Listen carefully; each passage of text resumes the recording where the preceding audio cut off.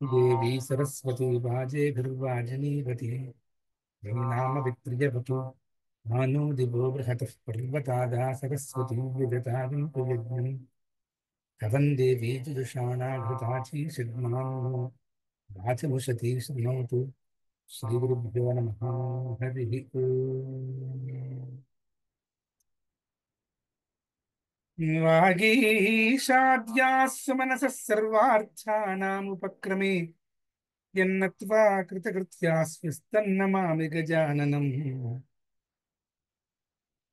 प्रह्लाद नारद पराशर पुण्डरीक व्यासाम्बरीश शुक शौनक भीष्मदाल्भ्यान् रुक्माङ्गदार्जुन वसिष्ठ विभीषणादीन् पुण्यानि मान् परमभागवतान् नमामि व्यासं वसिष्ठनप्तारं शक्तेः पौत्रमकल्मषं पराशरात्मजं वन्दे शुकतातन्तपोनिधिम् व्यासाय विष्णुरूपाय व्यासरूपाय विष्णवे नमो वै ब्रह्मनिधये वासिष्ठाय नमो नमः अचतुर्वदने ब्रह्मा द्विबाहुरपरो हरिः अफाललोचनः शम्भुर्भगवान् बादरायणः బాదరాయణ పాదపద్మములకు బాదరాయణి పాదపద్మములకు నారాయణ భట్ట తిరుగరిగే పాదపద్మములకు నమస్కరిస్తూ మన యొక్క అక్షయర నారాయణీయ అక్షయర సత్రమునందు నేడు చతుర్థ దశకమునందున్న చివరి 7 శ్లోకముల యొక్క వ్యాఖ్యానాన్ని చూసుకోవడానికి ప్రయత్నం చేద్దాం.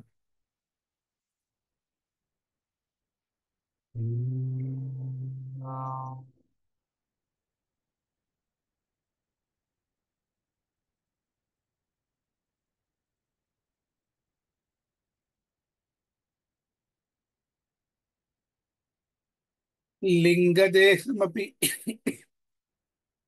సంత్యజన్నథో లీయతే త్వయి పరే నిరాగ్రహః ఊర్ధ్వలోకకుతికీతుమూర్ధతః సార్ధమేవ కరణైః నిరీయతే.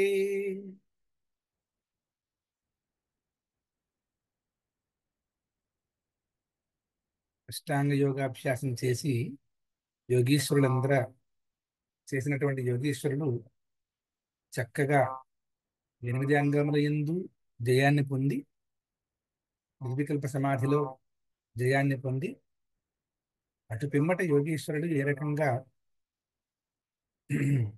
వారి ప్రయాణం చేస్తారు అనేటువంటి విషయాన్ని చర్చించుకుంటూ ఉన్నాము. అందులో యోగీశ్వరుని 2 రకాలుగా చెప్పారు, సాగ్రహులు, నిరాగ్రహులు.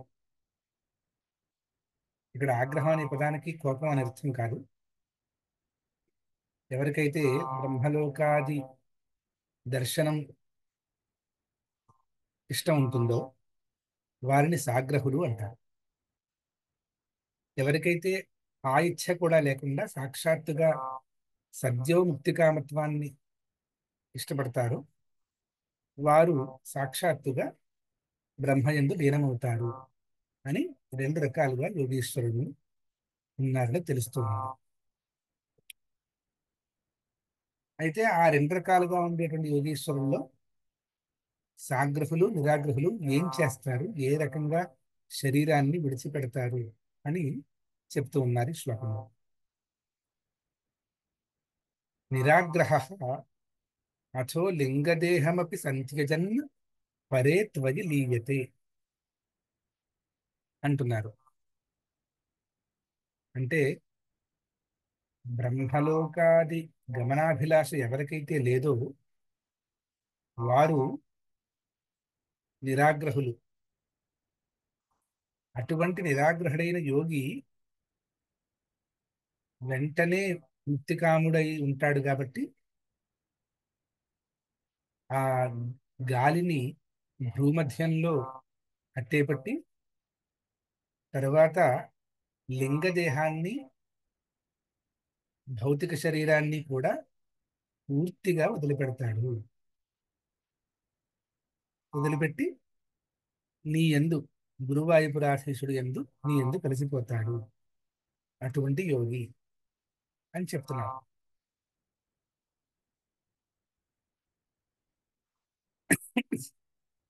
ఇది ఎవరి విషయంలో? ఎవరికైతే బ్రహ్మలోకాది గమనము యందు ఇచ్చ లేదు, అటువంటి వారి విషయం, అటువంటి యోగీశ్వరుని విషయం చెప్పబడింది. మరి ఊర్ధ్వలోక కుతుకి అని ఒక పదం ఉంది. ఊర్ధ్వలోక కుతుకి అంటే ఊర్ధ్వలోకములు దర్శనం చేసుకోవాలి అనేటువంటి ఉత్సాహం ఉన్నటువంటి యోగి అని అర్థం. ఊర్ధ్వలోక దర్శనాన్ని చేసుకుని అక్కడ ఉండేటువంటి భోగాలని అనుభవించాలి అనేటువంటి కోరిక ఉన్నటువంటి యోగీశ్వరుడు, అతన్ని ఊర్ధ్వలోక కుతుకి అని అంటాం. మరి ఊర్ధ్వలోక కుతికి ఏ రకంగా వదిలిపెడతాడు శరీరాన్ని అంటే, ఆయన అయితే గనక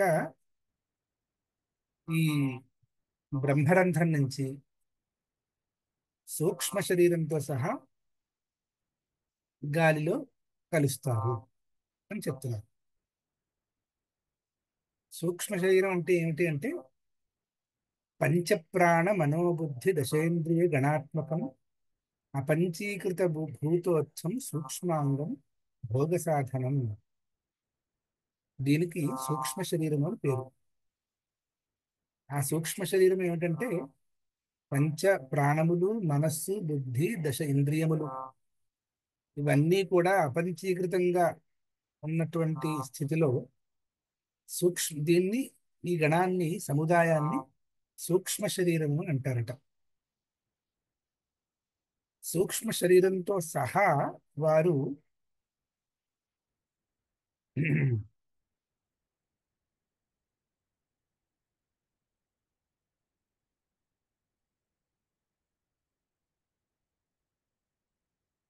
అంటే సాగ్రహుడుకు నిరాగ్రహునికి భేదం ఏమిటో మనం అర్థం చేసుకోవాలి. సాగ్రహుడు అని ఎప్పుడైతే అన్నామో, ఏ యోగీశ్వరుడికైతే ఊర్ధ్వలోకాది గమనేచ్ఛ ఉన్నదో అటువంటి యోగీశ్వరుడు బ్రహ్మరంధ్రం నుండి తన యొక్క సూక్ష్మ శరీరంతో సహా బయటికి వెళ్తాడు. అదే నిరాగ్రహుడైతే సూక్ష్మ శరీరాన్ని కూడా వదిలిపెట్టి ఈ తేజస్సు పరమ తేజస్సులో కలిసిపోయినట్లుగా సద్యోముక్తి కాముడై బ్రహ్మపదాన్ని పొందుతాడు అని చెప్తూ ఉన్నారు. ఇందులోట ఈ సాగ్రహుడు అంటే ఊర్ధ్వలోక కుతికి ఎవరైతే ఉన్నారో ఆ ఊర్ధ్వలోక కుతికి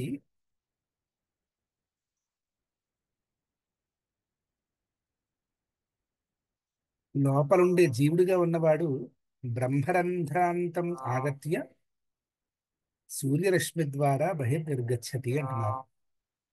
అంటే లోపల సుషుమ్నా నాడి అని ఒకటి నాడి ఉంది. అది ఎక్కడో మూలాధారం నుంచి ప్రారంభించి బ్రహ్మరంధ్ర పర్యంతం ఉంటుందట. ఆ సుషుమ్నా నాడి, సూర్యరశ్మి, ఈ రెంటికి కూడా నిత్య సంబంధం ఉందిట. అందుచేత జీవుడు ఆ సుషుమ్నా నాడి ద్వారా బ్రహ్మరంధ్రం యొక్క చివరి భాగానికి వచ్చి అప్పుడు సూర్యరశ్మి ద్వారా ఆ అఖండ ఆకాశంలో నారాయణునిలో గురువాయూపురాధీశునిలో కలిసిపోతాడు అని చెప్తూ ఉన్నారు. అంటే రెండు రకాలుగా యోగులు ఉన్నారని తెలిసింది కదా. ఒకరికి బ్రహ్మలోకాది గమనంలో ఇచ్చ ఉన్నది. అందుచేత అవన్నీ చూసుకుని అక్కడ ఉండే భోగాలను అనుభవించి అప్పుడు నారాయణంలో కలుస్తారు. ఇంకొక యోగీశ్వరుడికి ఆ బ్రహ్మలోకాది గమనేచ్ఛ లేదు, సాక్షాత్తుగానే నారాయణుల్లో కలిసిపోయేటువంటి ఇచ్చ ఉన్నవాడు.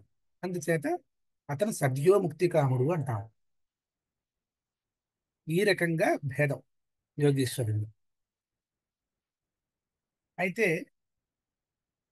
ఎవరికైతే ఊర్ధ్వలోక గమనేచ్ఛ లేదో అటువంటి వారు సాక్షాత్తుగా భౌతిక శరీరాన్ని సూక్ష్మ శరీరాన్ని రెంటినీ విడిచిపెట్టి ఆ గురువాయూపురాధీశంలో కలిసిపోతున్నారు. ఇంకా వారికి అంతటితో ముక్తి సిద్ధించింది. మరి ఊర్ధ్వలోక గమన ఇచ్ఛ కలిగిన వాడి యొక్క యోగి యొక్క స్థితి ఏంటి, ఏ రకంగా అతని ప్రయాణం ఉంటుంది అనేటువంటి విషయాల్ని తర్వాతి శ్లోకంలో చెబుతూ ఉన్నారు. అగ్నివాసరవలర్క్షపక్షగైరుత్తరాయణ జుషా చ దైవతై ప్రాపితో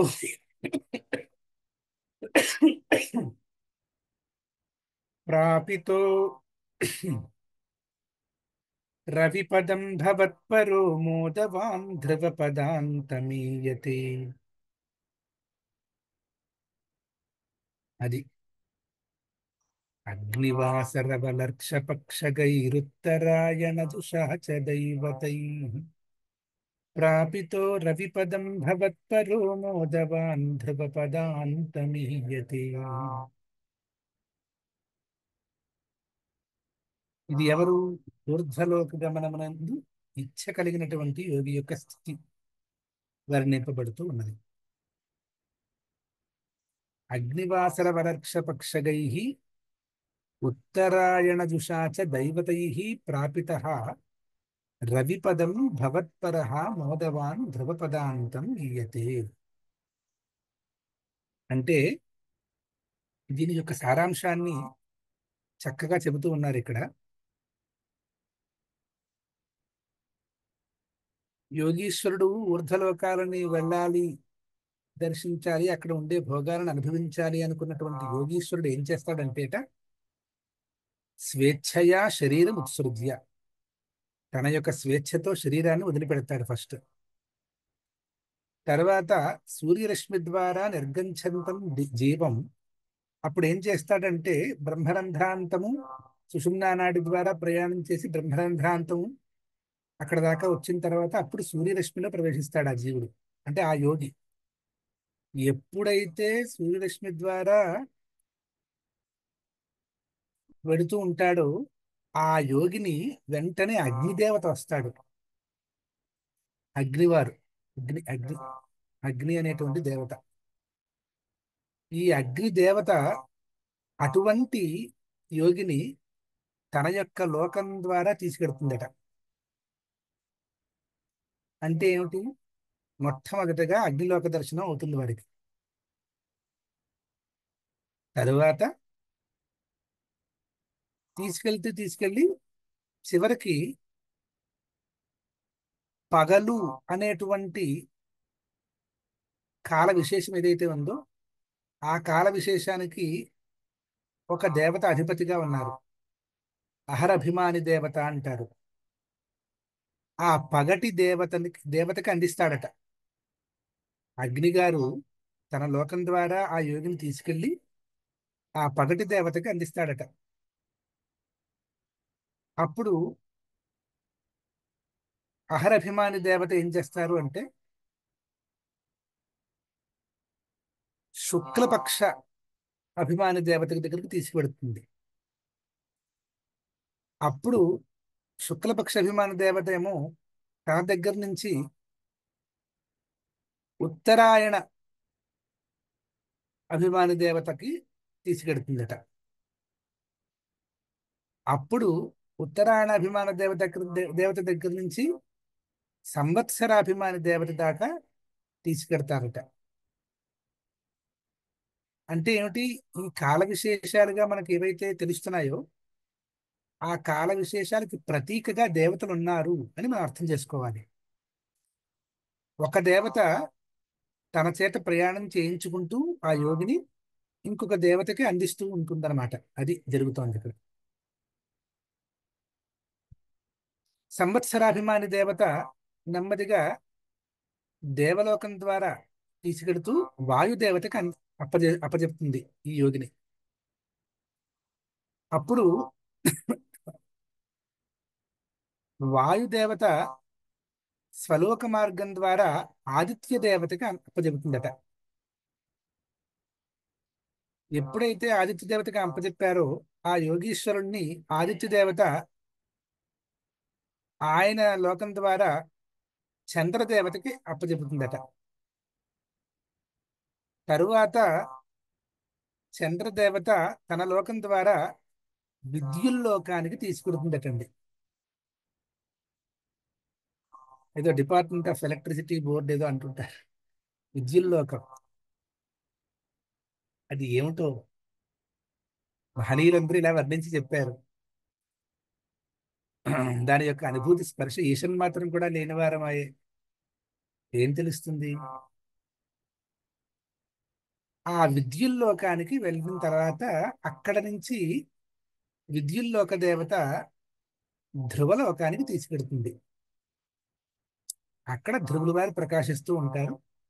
ఆ ధ్రువలోకంలో ఈ యోగేశ్వరుడు ఉండి ధ్రువునితో సహా ధ్రువునితో సమానంగా భోగభాగ్యాలన్నిటినీ అనుభవిస్తూ ఉంటాడు. అది అక్కడ తాత్పర్యం ఈ శ్లోకానికి. తరువాత ఆస్థితోథ మహరాలయే యదా శేషవక్త్రదహనోష్మణార్ద్యతే ఈయతే భవదుపాశ్రయస్తదా వేధసః పదమతః పురైవ వా.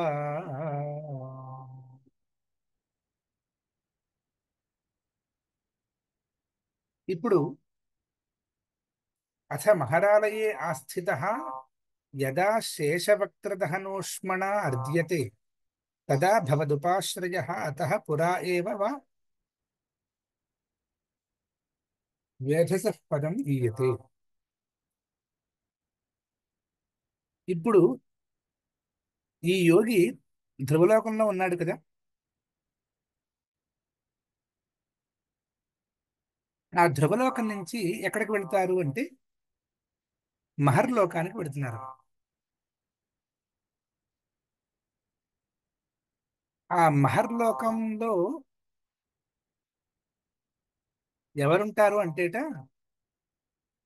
కల్పకాలం యావత్తు ఆయుష్ ఉన్నటువంటి భృగ్వాది మహర్షులు అందరూ ఉంటారట. అటువంటి మహర్షులు ఉన్నటువంటి లోకాన్నే మహర్లోకము అంటారట. అక్కడికి వెళ్తాడు ఈ యోగి. వెళ్ళి అటువంటి సత్పురుషుల్ని మహర్షులను దర్శనం చేసుకుని అక్కడ ఉండేటువంటి భోగభాగ్యాలను అనుభవిస్తూ ఉంటాడనమాట. సుఖంగా అక్కడ ఉంటూ ఉంటాడు. ఎప్పటిదాకా ఉంటాడు అంటే ఈ ఆదిశేషుని యొక్క ముఖాగ్ని నుంచి ఒక వేడి పుడుతుంది. ఆ వేడి తనను బాధించే అంటే ఇంకా ఆ వేడి తగిలేంత వరకు అక్కడ ఉంటాడట. తరువాత ఏం జరుగుతుంది అంటే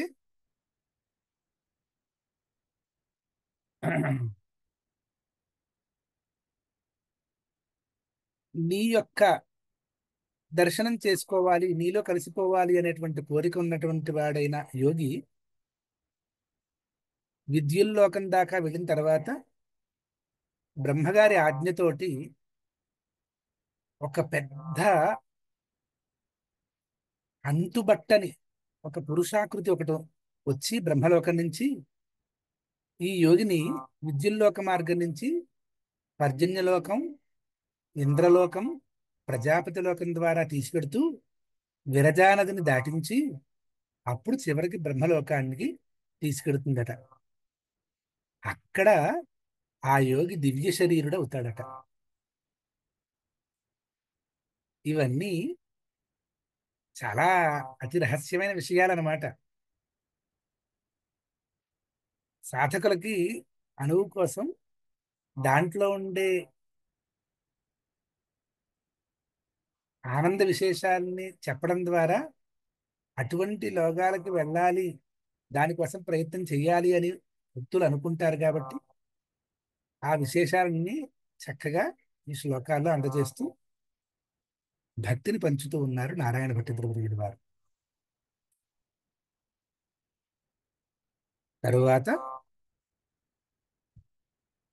తత్ర వా తవ పదేథవా వసన్ ప్రాకృత ప్రళయ ఏతి ముక్తతాం స్వేచ్ఛయా ఖలు పురా విముచ్యతే సంవిభిద్య జగదండమోజసా.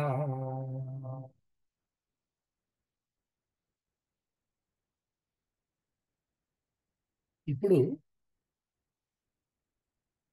బ్రహ్మలోకంలో లేదంటే విష్ణులోకంలో తత్రవా తవ పదేథవ అంటే, తత్రవా అంటే బ్రహ్మలోకమందు గాని, తవ పదేథవ అంటే వైకుంఠమునందు గాని అని అర్థం. అక్కడ నివసిస్తూ అని అర్థం. నిజానికి ఏమిటంటేట, సత్యలోకం అనేది ఒక పెద్ద, చాలా పెద్దదైనటువంటి సృష్టి అది. ఆ సత్యలోకంలోనే బ్రహ్మలోకము, విష్ణులోకము, శివలోకము మూడు ఉంటాయట. ఈ ముల్లోకములు కూడా అక్కడే ఉంటాయి సత్యలోకంలోనే. అంటే ముగ్గురు యొక్క స్థానాలు. ఇది ఒక పెద్ద అపార్ట్మెంట్ లో ముగ్గురు ఇల్లు ఉన్నట్లు అనమాట. ఈ సత్యలోకం అనేది ఒక పెద్ద అపార్ట్మెంట్. అందులో మూడు ఫ్లాట్లు, ఒకటి బ్రహ్మగారిది, ఒకటి విష్ణువుది, ఒకటి శివుడిది.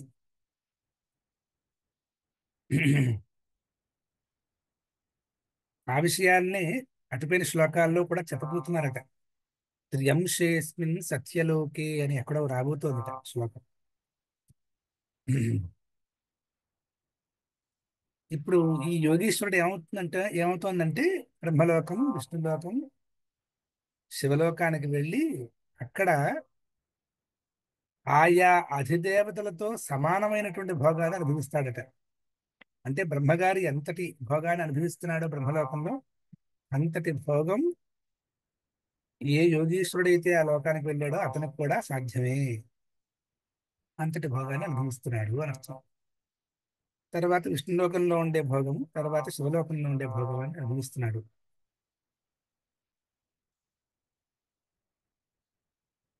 తర్వాత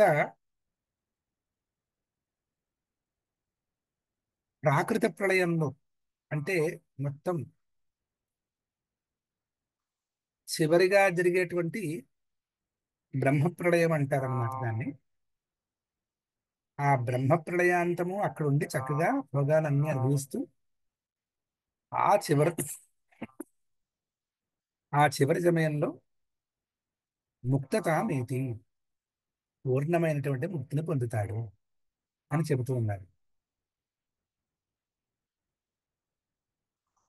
అంటే మీరు ఆలోచిస్తే చూడండి, భక్తి మార్గం యొక్క గొప్పతనాన్ని వర్ణిస్తూ, అది ఆరంభంలో సంతోషంగా ఉంటుంది, మధ్యలో సంతోషంగా ఉంటుంది, చివరిలో ముక్తినిచ్చి సంతోషాన్ని కలగజేస్తుంది. కాబట్టి ఎప్పుడు నిరంతరం సంతోష సంధాయినిగా ఉంటుంది భక్తి. అంతటితో సరిపోలేదు, అక్కడి నుంచి ఇన్ని లోకాలకు తీసుకువెళ్ళి అక్కడ ఉండేటువంటి భోగభాగ్యాలన్నింటినీ కూడా అనుభవింపజేస్తోంది ఒక భక్తి. అలా చెప్పిన తరువాత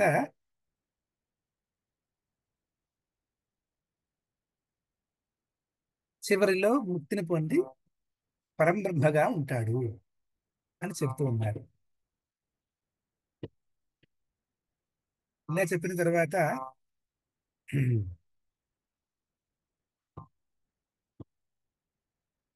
ఈ స్వేచ్ఛయా ఖలు పురా విముచ్యతే సంవిభిద్య జగదండ మోజస అని ఒక పదం చెప్పారు ఇక్కడ.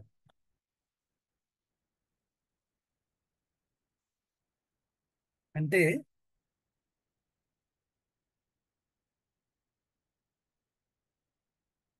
బ్రహ్మాది లోకములు దర్శనం చేసుకుని అక్కడ ఉండేటువంటి భోగాలను అనుభవించాలి అనేటువంటి కోరిక లేనటువంటి యోగి అయితే ఎవరైతే ఉన్నాడో అతను ఇన్ని లోకాలకు వెళ్లకుండా ఈ బ్రహ్మాండాన్ని ఛేదించుకుంటూ సాక్షాత్తుగా ఆ నారాయణంలో కలిసిపోయి పరిపూర్ణమైనటువంటి ముక్త స్థాయిలో ఉంటాడట. అది చెప్తున్నారు. అయితే ఆ బ్రహ్మాండాన్ని ఏ రకంగా ఛేదిస్తున్నాడు అనేటువంటి విషయాన్ని తరువాత శ్లోకంలో ఉంచుతూ ఉన్నారు. తస్య చక్షితిపయో మహో నిలద్యో మహత్ప్రకృతి సప్తకావృతీ తత్తదాత్మకతయా విశన్ సుఖీ యాతి తే పదమనావృతం విభో.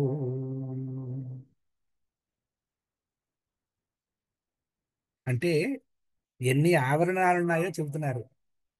క్షితిపయో మహోనిలద్యో మహత్ ప్రకృతి సప్తకావృతీ అని అంటున్నారు. ఇప్పుడు యోగి, క్షితి అంటే భూమి, పయస్ అంటే జలం, మహః తేజస్సు, అనిలం వాయు, ద్యౌహు అంటే ఆకాశం. అంటే ఏమిటి? పంచభూతాలు అన్నమాట.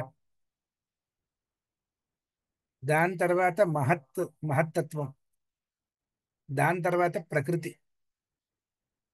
ఇవన్నీ 7 ఆవరణాలు ఉన్నాయి. ఈ ఆవరణాలన్నింటినీ కూడా చక్కగా దాటుకొని, అంటే ఈ ఆవరణాలలో ప్రవేశించి వాటిని కూడా దాటుకుని అక్కడ ఉండేటువంటి ఆవరణ ప్రతి ఆవరణమునందు ఉండేటువంటి సుఖాన్ని కూడా అనుభవించి అప్పుడు చివరికి ఆవరణాలు లేనటువంటి స్థితి, అది నీ స్థితి, అంటే నారాయణుని యొక్క స్థితి. అటువంటి అనావృతమైనటువంటి స్థితిని చేరి ఈ బ్రహ్మాండాన్ని ఈ ఆవరణాల ద్వారా ఛేదించుకుంటూ చిట్ట చివరిగా నీలో కలిసి నీవవుతాడు అని చెప్తూ ఉన్నారు. ఇప్పుడు తర్వాత ఏం చెప్తున్నారు అంటే, అర్చిరాదిగతిమీదృశీం వ్రజన్ విచ్యుతిన్న భజతే జగత్పతే సచ్చిదాత్మక భవద్గుణోదయానుచ్చరంతమనిలేశ పాహి మాం. అర్చిరాదిగతిం ఈదృశీం వ్రజన్ విచ్యుతిన్న భజతే జగత్పతే సచ్చిదాత్మక భవద్గుణోదయాన్ ఉచ్చరంతం అనిలేశ పాహి మాం అని ఎంతో ఆర్తితో కోరుకుంటూ ఉన్నారు నారాయణ భట్టిద్రోహితుల వారు.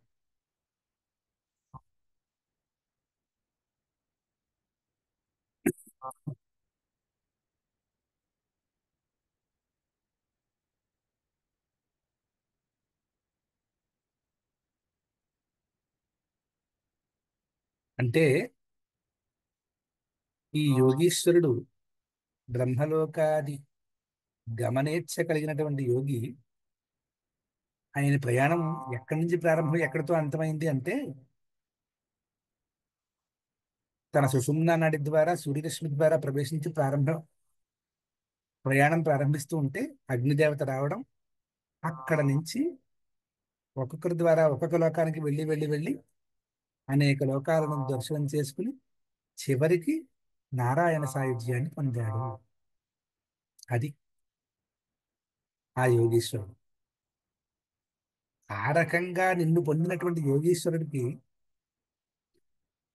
మరల విచ్యుతి అంటే ఏదో వాసన ఉండిపోయి ఏదో మనిషి జన్మ రావడం, ఇంకో జన్మ రావడం, ఇలాంటివి ఏమి ఉండవు. అటువంటి చ్యుతి ఏమీ ఉండదు. విచ్యుతి లేకుండా చక్కగా నీవే అయ్యి నిరంతర సాంద్రానంద స్థితిలో ఉంటాడు. సచ్చిదాత్మక సచ్చిదానంద స్వరూపుడైనటువంటి ఓ గురువాయూపురాధీశుడా, భవద్గుణోదయాన్ ఉచ్చరంతం. నీ యొక్క గుణగణ కీర్తన చేసేటువంటి వాడనైన నేను, నన్ను దయచేసి రక్షించు అని చెప్తూ ఉన్నాడు అన్నమాట.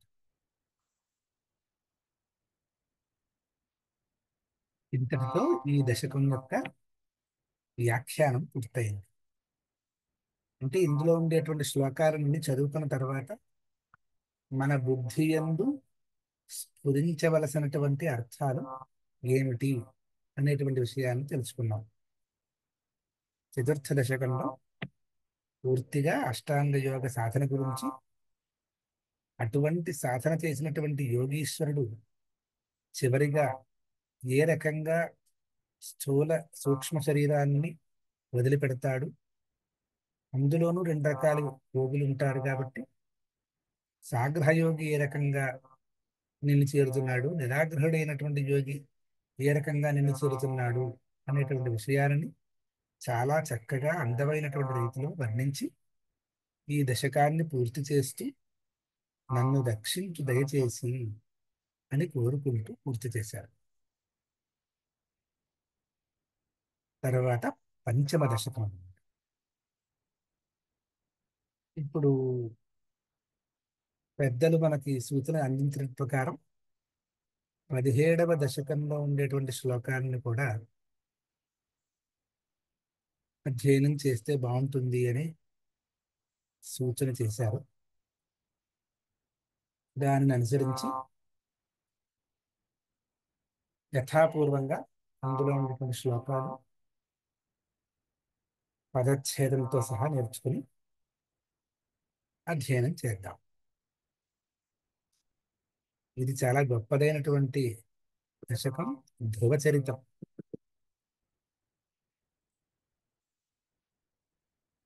ఈ ధ్రువ చరితంలో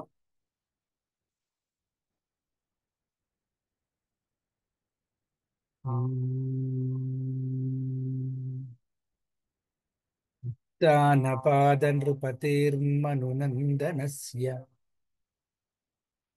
జాయా బభూవ సురుచిర్నితరామభీష్టా అన్యాసు నీతిరితి భర్తురనాదృతా సా త్వామేవ నిత్యమగతిః శరణం గతా భూత్ అని మొదటి శ్లోకం. 17వ దశకమనంలో ఉన్నటువంటి మొదటి శ్లోకంలో ధ్రువుని యొక్క తల్లిదండ్రుల గురించి చెబుతూ ఉన్నారు.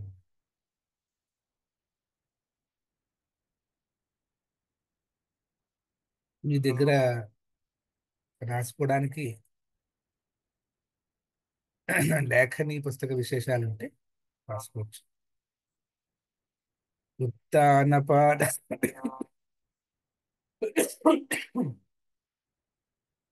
ఉత్తానపాద నృపతేర్మనునందనస్య జాయా బభూవ సురుచిర్నితరామభీష్టా అన్యాసు నీతిరితి భర్తురనాదృతా సా త్వామేవ నిత్యమగతిః శరణం గతా భూత్. ఇప్పుడు మనం పదచ్ఛేదం రాసుకుందాం. ఉత్తానపాద నృపతే.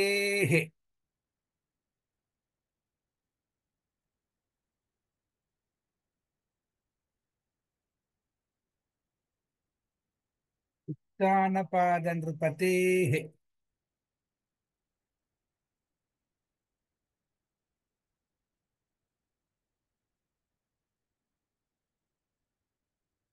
తర్వాత మనునందనస్య. ఈ ఉత్తానపాద నృపతే అన్న చోట కూడా బ్రాకెట్ లో ఉత్తానపాద ప్లస్ నృపతే అని రాసుకోవచ్చు.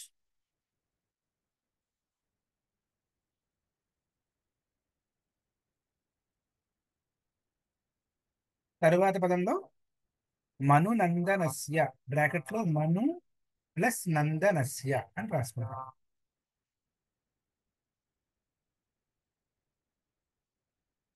తరువాత పదం జాయా.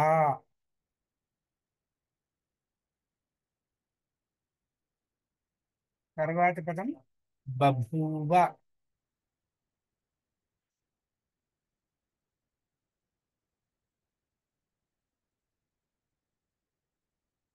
తరువాత సురుచి.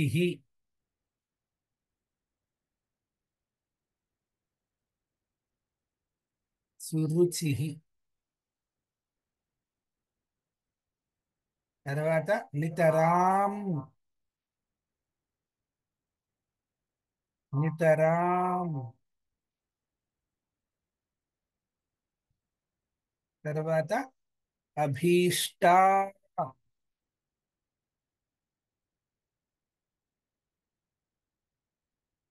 అభీష్ట. తర్వాత అన్యా. అన్యా. తర్వాత సునీతి. సునీతి.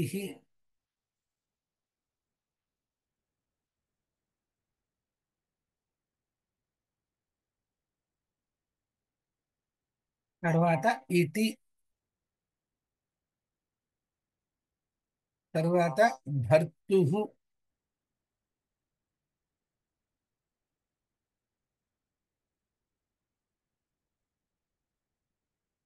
తర్వాత అనాదృత.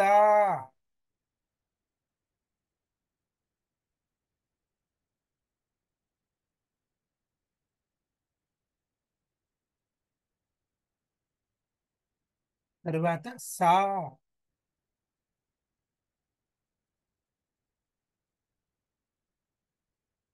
తర్వాత త్వాం.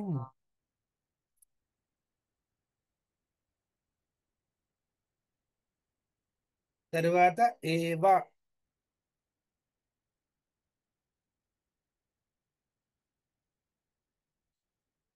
తర్వాత నిత్యం.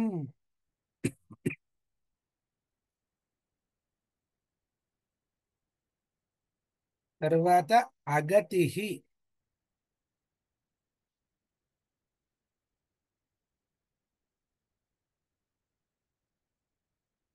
తర్వాత శరణం.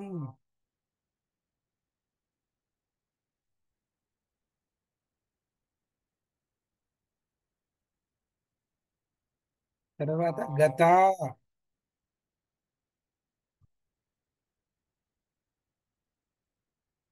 తర్వాత అభూత్.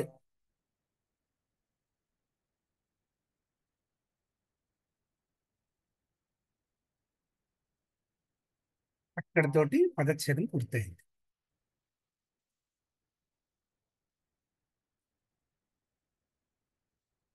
అంటే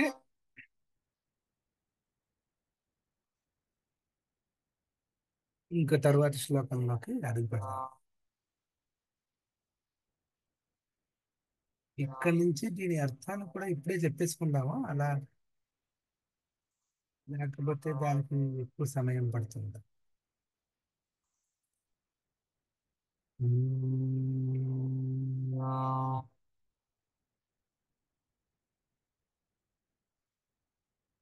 ఇప్పుడు గురువాయు పురాధీశుడా ఓ నారాయణుడా అనేటువంటి సంబోధన అనుకుంటూ ఉండాలి.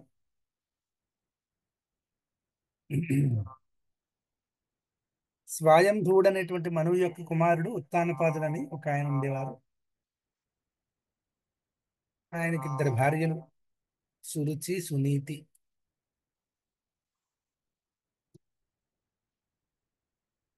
ఆయన రెండవ భార్యని అంత పెద్దగా ఆదరించలేదు సునీతి. ఆ దుఃఖం వలన తాను నిరంతరం నారాయణుని శరణు తెచ్చింది అని తాత్పర్యంగా ఇందులో కనిపిస్తోంది. మనునందనుడైనటువంటి ఉత్తానపాద రాజుకి సురుచి అనేటువంటి పేరుతో ఒక ఇష్టమైనటువంటి భార్య, సునీతి అనేటువంటి పేరుతో ఆయన చేత అనాదృత అయినటువంటి భార్య ఇద్దరు ఉండేవారు. అనాదృత అయినటువంటి కారణం చేత ఆమె నారాయణుణ్ణి శరణు పొంది వారి సేవలో ఉన్నది అనేటువంటి భావం ఈ శ్లోకంలో కనిపిస్తుంది.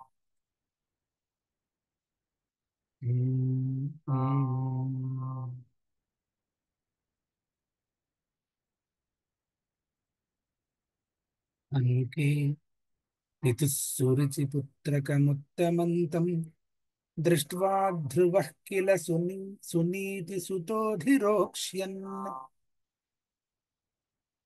ఆచిక్షిపే కిల శిశుः సుతరాం సురుచ్యా దుస్సంత్యజా ఖలు భవద్విముఖైరసూయా.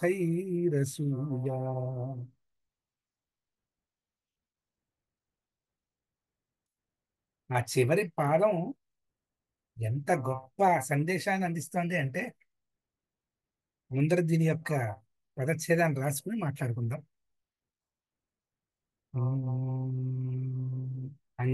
అంకే, రెండవ శ్లోకంలో మొదటి పదం, పదచ్ఛేదంలో మొదటి పదం అంకే.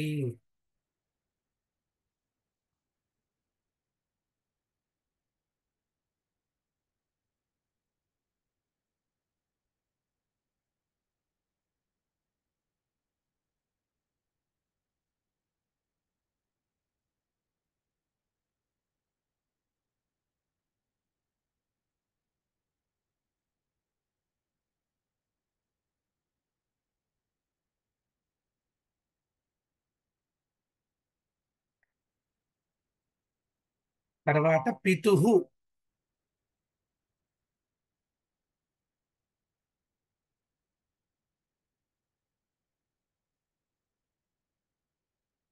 తర్వాత సురుచి పుత్రకం. సురుచి పుత్రకం బ్రాకెట్ లో సురుచి ప్లస్ పుత్రకం.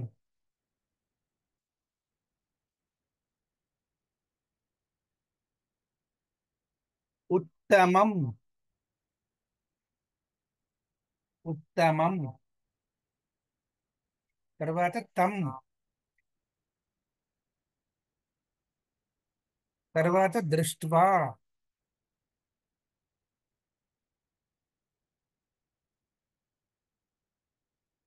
తర్వాత ధ్రువ.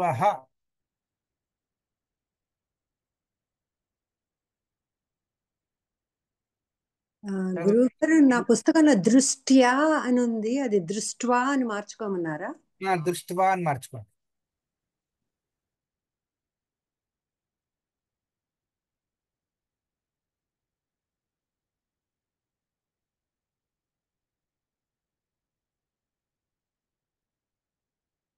దృష్ట్వా తర్వాత ధ్రువ, తర్వాత కిల, తర్వాత సునీతి సుత.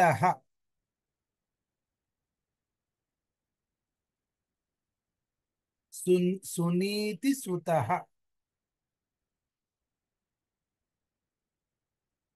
అధిరోక్ష్యన్,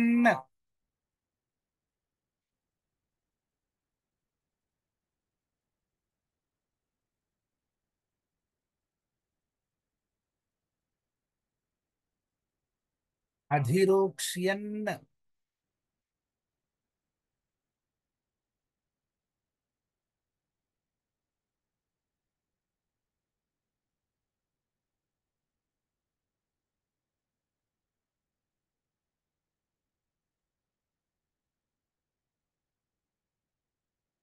ఆచిక్షిపే,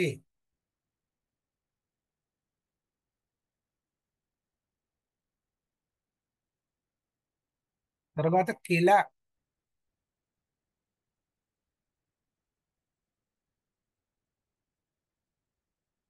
తర్వాత శిశు,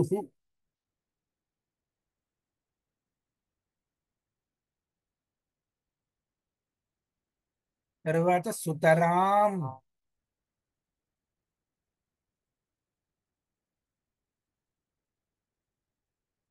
తర్వాత సురుచ్యా,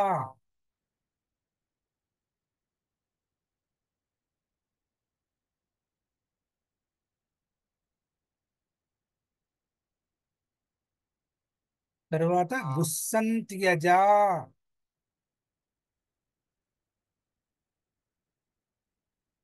దుస్సంత్యజ,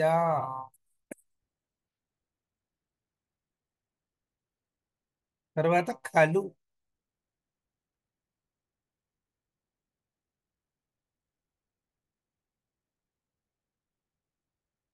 తర్వాత భవద్విముఖై.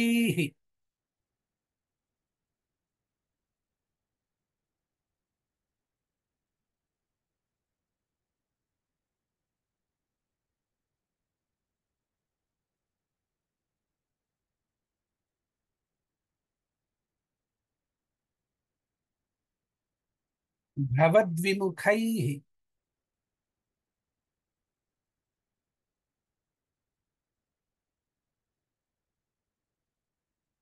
తర్వాత అసూయ.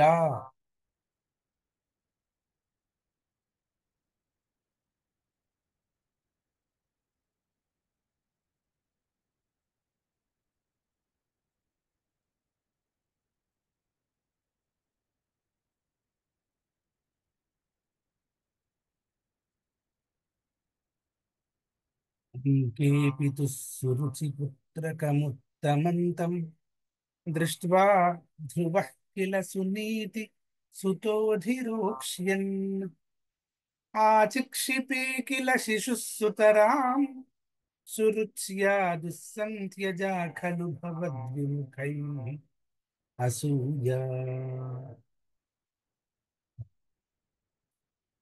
ఆ ఉత్తానపదులు అలా కూర్చుని ఉన్నాడు. సురుచి గారి కొడుకు ఉత్తముడు వచ్చాడు. తండ్రి గారి తొడక్కి కూర్చున్నాడు గంభీరంగాను. అంటే ఆ పితృ సామ్రాజ్యాన్ని, అంక సామ్రాజ్యాన్ని అధిరోహించి అతను చక్రవర్తిగా ఆనందిస్తూ ఉన్నాడు. ఆ సందర్భంలో ఈ ధ్రువుడు చూశాడు దాన్ని. చూడగానే నాకేం తక్కువ, నాకు కూడా తండ్రే కదా, అందుచేత నేను వేరే పర్యంకమునందు కూర్చుని ఆ భోగాన్ని అనుభవించుగాక అని అనుకున్నాడు.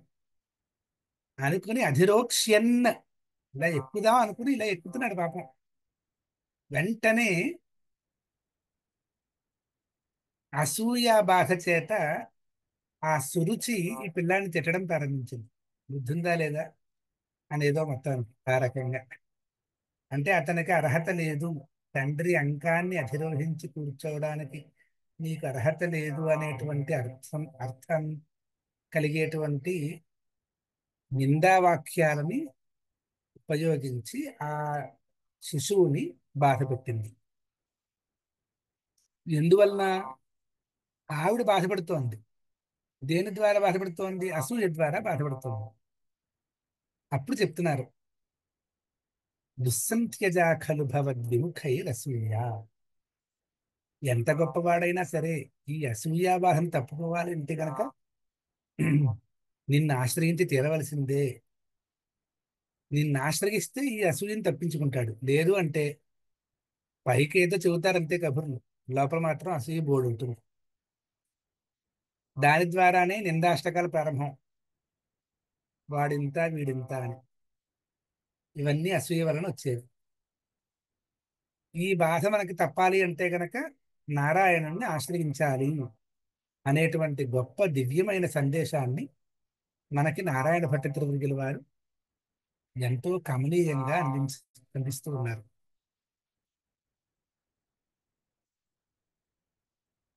ఇక తర్వాత శ్లోకంలోకి అడుగు పెడదాం. వన్మోహితే పితరి పశ్యతి దారవశ్యే దూరం దురుక్తి నిహిత సగతో నిజాంబాం సాపి స్వకర్మగతి సంతరణాయ పుంసాం వత్పాదమేవ శరణం శిశవే శశంస. ఎంత అందమైన మాటలు. ఇక్కడ పదచ్ఛేదం రాసుకుందాం. గురుగారు త్వన్ ఒక ప్రశ్న. ఊహితే. అన్నయ్య. ఇ- ఒక ప్రశ్న యాక్చువల్లీ ఇంతకు ముందు మొదటి శ్లోకంలో నితరాం వచ్చింది, రెండవ శ్లోకంలో సుతరాం అని వచ్చింది. రెండింటికి ఒకటే అర్థం ఉన్నాయి. ఒకటే అర్థం. ఓకే.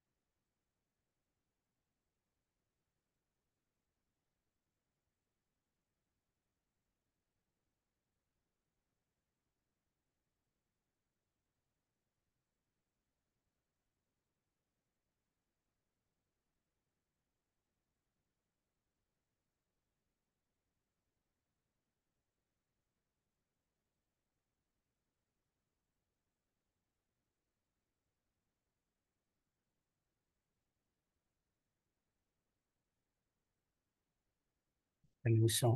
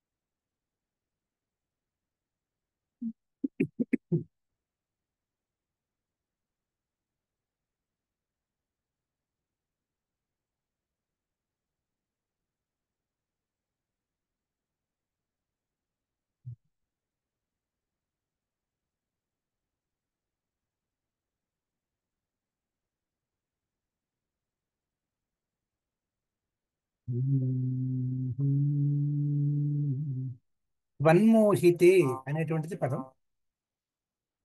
బ్రాకెట్ లో త్వత్ ప్లస్ మోహితే అని రాసుకుంటే అది త్వన్మోహితే అవుతుందని తెలుస్తుంది. తర్వాత పితరి, తర్వాత పశ్యతి, తర్వాత దారవశ్యే, తర్వాత దూరం,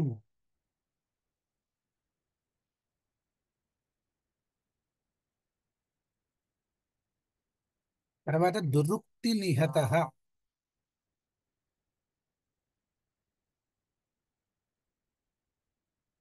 తర్వాత సహ,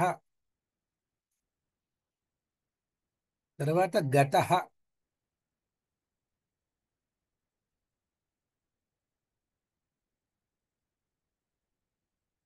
తర్వాత నిజాంబాం,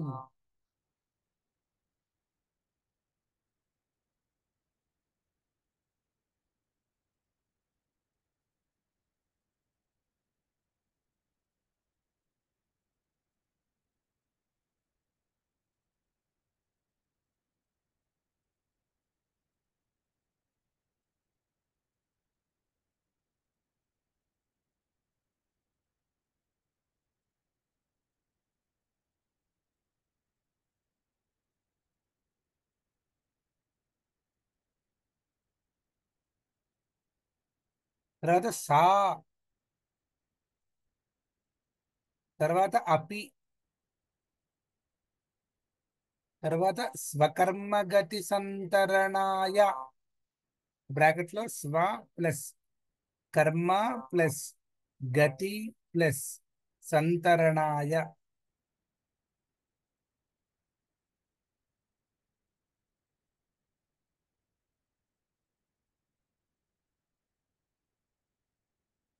తర్వాత పుంసాం,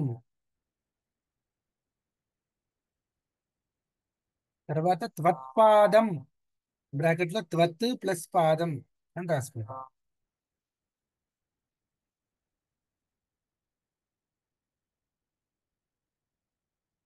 తర్వాత ఏవ,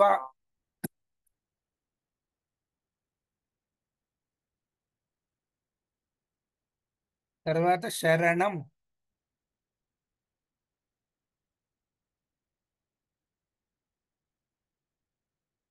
తర్వాత శిశవే,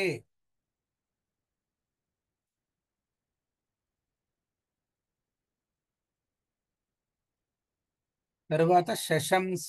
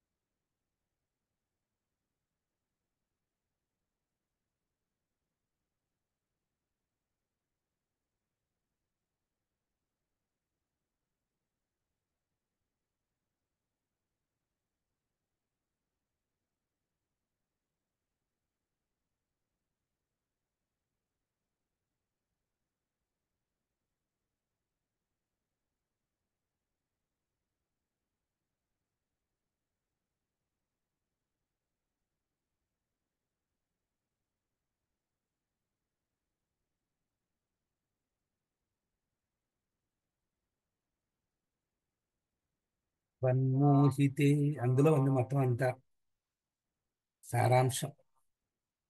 విష్ణుమాయ అంటుంటాం కదా, దానిని దాటిన వాడు ఎవడైనా ఉన్నాడా అంటే ఉన్నాడు అని చెప్పడానికి ఎవరికి సాహసం లేదు. నారదులంతటి వారు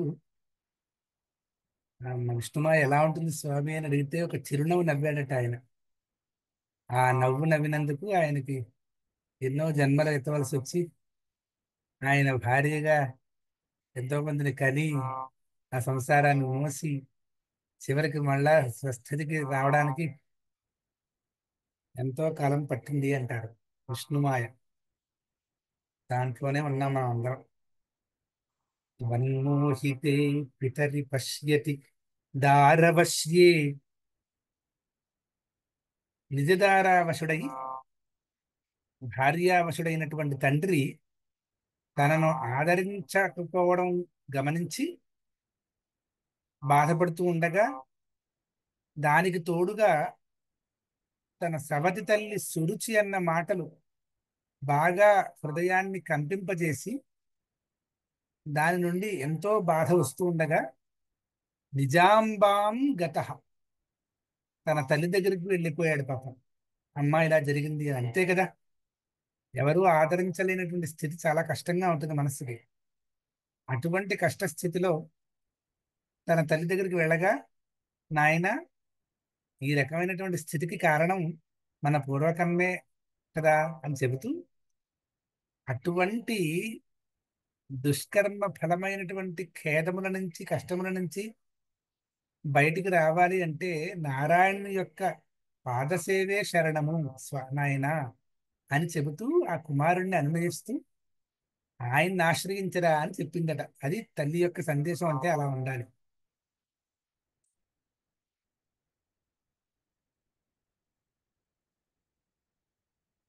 అని. తత్పాదమేవ శరణం శిశవే శశంస అని చెప్పుకున్న తర్వాత,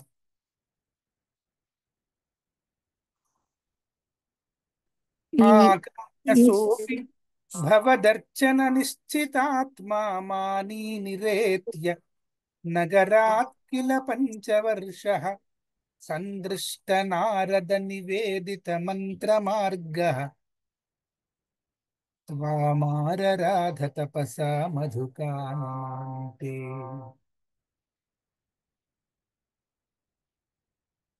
5 సంవత్సరముల ముక్కుపచ్చలారని చిన్నపిల్లవాడు.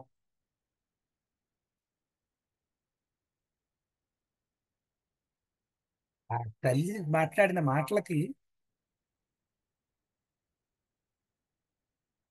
చాలా పూర్తిగా ప్రేరితుడై నారాయణుణ్ణి సేవించుకోవాలి, ఈ బాధ నుంచి ఉపశమనాన్ని పొందాలి అని నిశ్చయించుకుని ఏం చేసాడో చెప్తున్నారు. ఆకర్ణీయ మొదటి పదం.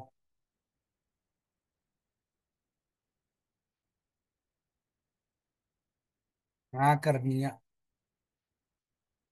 తరువాత సహ, తరువాత అపి,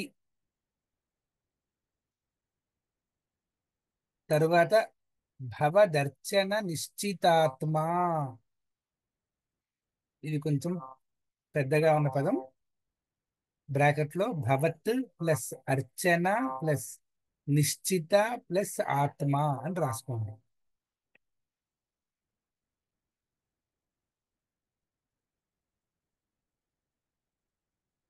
స్వామి యొక్క అర్చనము యందే నిశ్చితమైనటువంటి బుద్ధిని కలిగిన వాడిని భవదర్చన నిశ్చితాత్మ అని అంటున్నారు అన్నమాట. మాని, అభిమానం కలిగినటువంటి వాడు.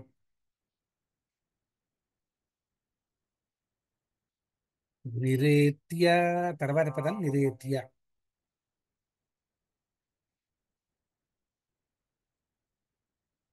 నగరాత్, తర్వాత పదం నగరాత్. తర్వాత కిల,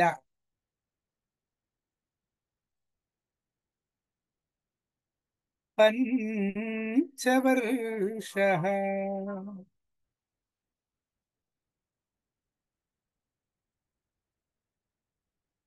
పంచవర్ష అన్నప్పుడు కూడా బ్రాకెట్లో పంచ ప్లస్ వర్ష అని రాసుకోండి. అంటే రెండు పదముల యొక్క సముదాయము.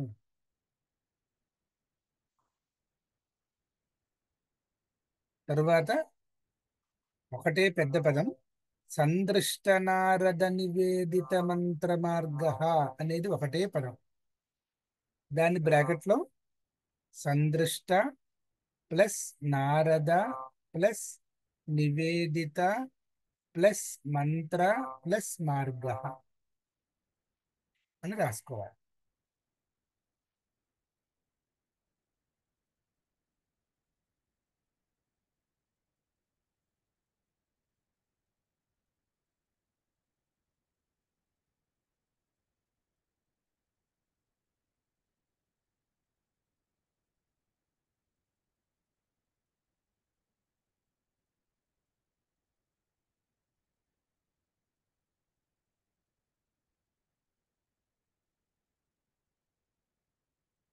త్వాం తరువాత పదం త్వాం.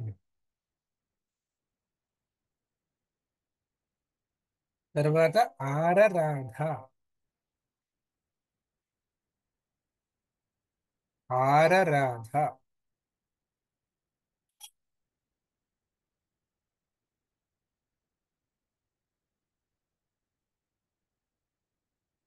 తర్వాత తపసా.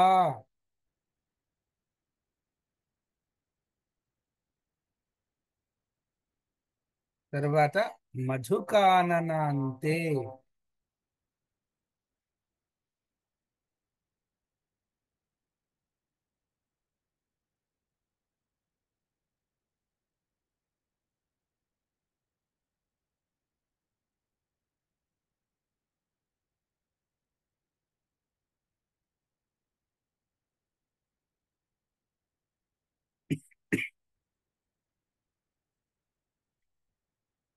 తల్లి ఎప్పుడైతే అలా చెప్పిందో అది చాలా సూటిగా మనస్సుకు వెళ్ళి ఒక నిశ్చయాన్ని ఏర్పరిచింది.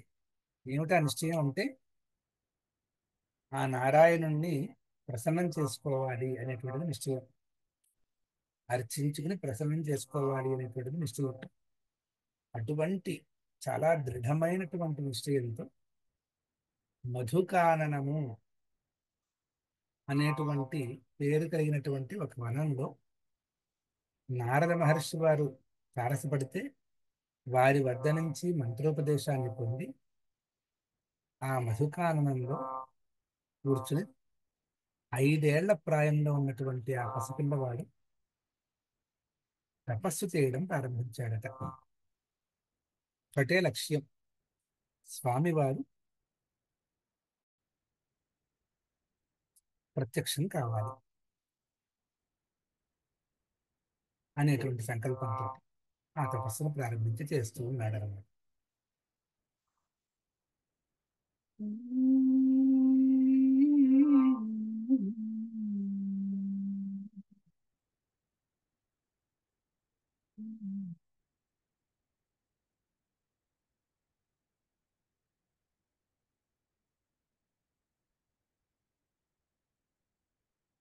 తాతే విషణ్ణ హృదయేన గరీంగతేన శ్రీనారదేన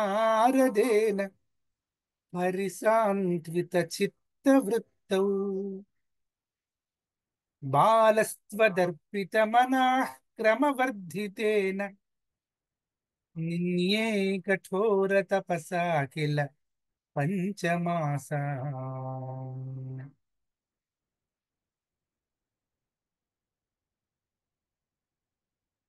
పదచ్ఛేదం రాసుకోండి. తాతే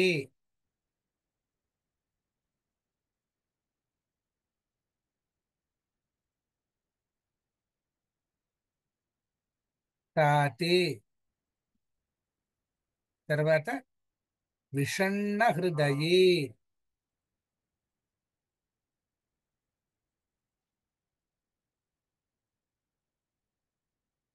బ్రాకెట్లో విషణ్ణ ప్లస్ హృదయే అని రాసుకుంటాం.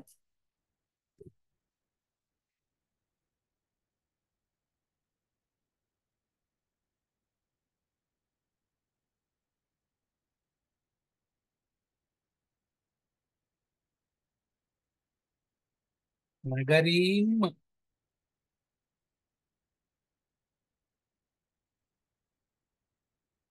గతేన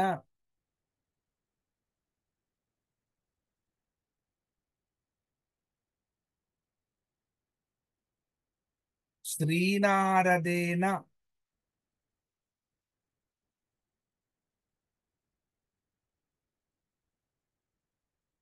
పరిసాంత్విత చిత్తవృత్తౌ. ఒకటే పదం, బ్రాకెట్ లో పరి ప్లస్ సాంత్విత ప్లస్ చిత్త ప్లస్ వృత్తౌ.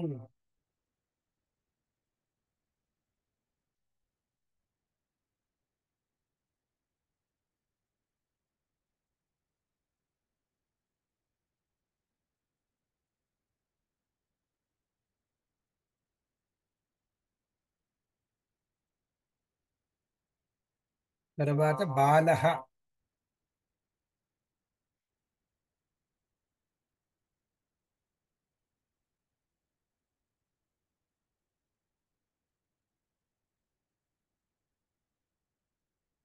తర్వాత ఉపదర్పితమనాః,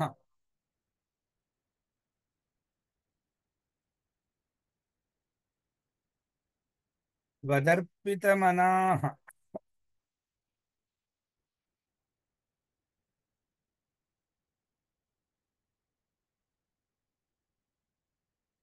బ్రాకెట్ లో త్వత్ ప్లస్ అర్పితమనాః.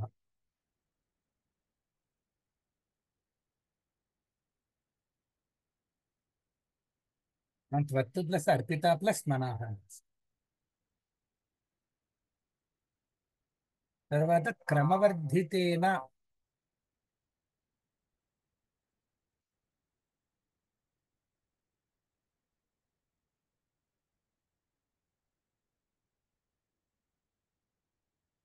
క్రమవర్ధితేన.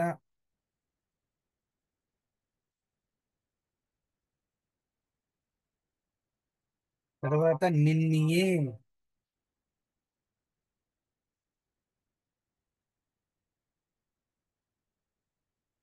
తర్వాత కఠోర తపస.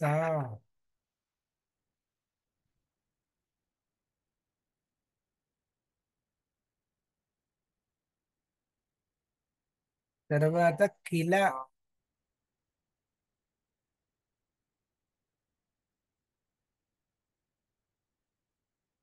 తర్వాత పంచమాసాన్.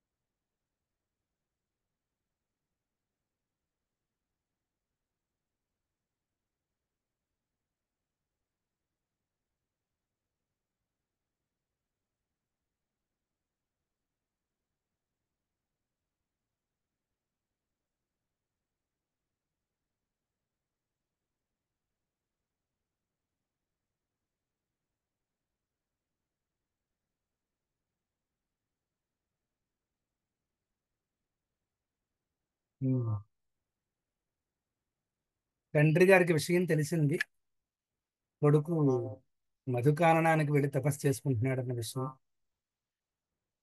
అంతటి పంచవర్ష ప్రాయంలో వెళ్ళాడు అనేటువంటి విషయం తెలుసుకున్నవాడే తాను కూడా బాగా మిగుల చింతించాడు.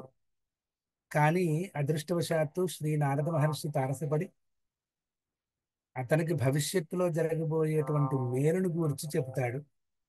అందుచేత మనస్సు కాస్త ఊరట పడుతుంది. తర్వాత అక్కడ మధుకానంలో ఆ బాలుడు దినదినం తన యొక్క తపస్సును వృద్ధి చేసుకుంటూ తపశ్శక్తిలో తపోనిష్ఠుడై తపోమగ్నుడై క్రమక్రమంగా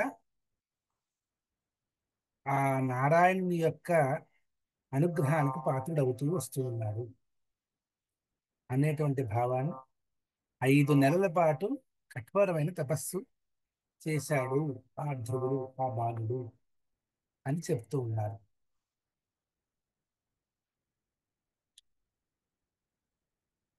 ఈ తపస్సు అయిన తర్వాత మిగతా శ్లోకాలని తరువాత తరగతిలో చెప్పుకుందాము.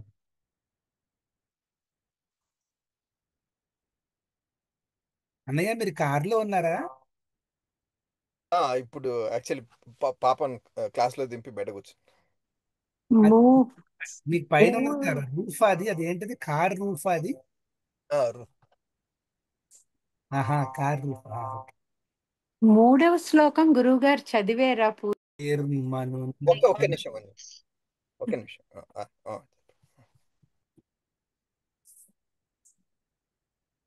ఉత్తానపాద నృపతేర్మనునందనస్య జాయా బభూవ సురుచిర్నిరతామభి ఆ, క్షమించాలి, తప్పొచ్చింది. ఉత్తానపాద నృపతేర్మనునందనస్య జాయా బభూవ సురుచిర్నితరామభీష్టా అన్యా సునీతిరితి భర్తురనాదృతా సా త్వామేవ నిత్యమగతి శరణం గతా భూత్.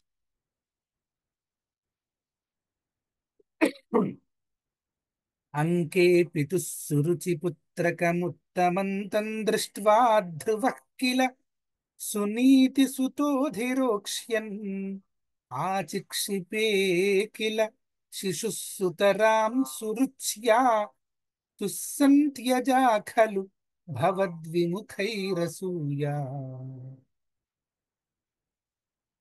త్వన్మోహితే పితరి పశ్యతి దారవశ్యే దూరం దురుక్తి నిహతః స గతో నిజాంబాం సాపి స్వకర్మగతి సంతరణాయ పుంసాం త్వత్పాదమేవ శరణం శిశవే శశంస. ఆకర్ణ్య సోపి భవదర్చన నిశ్చితాత్మా మానీ నిరేత్య నగరాత్ కిల పంచవర్షః సందృష్ట నారద నివేదిత మంత్రమార్గస్త్వామారరాధ తపసా మధుకాననాంతే తాతే విషణ్ణ హృదయేన గరీంగతేన శ్రీనారదేన పరిసాన్త్విత చిత్తవృత్తౌ బాలస్త్వదర్పితమనాః క్రమవర్ధితేన నిన్యే కఠోర తపసా కిల పంచమాసా. హరి ఓం తత్సత్.